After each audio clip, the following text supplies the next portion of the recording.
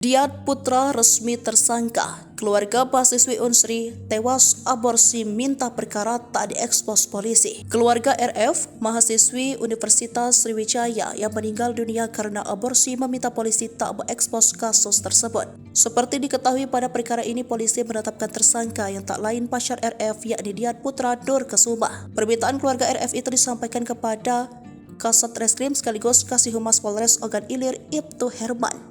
Sebelumnya, polisi berencana menggelar press release kasus aborsi yang terjadi pada pertengahan November lalu. Karena sudah gelar perkara dan penetapan tersangka, ujar Herman. Kepastian penyebab RF meninggal dunia setelah polisi meminta keterangan dari tersangka. Menurut Herman, tersangka menerangkan bahwa RF diketahui hamil pada awal November lalu.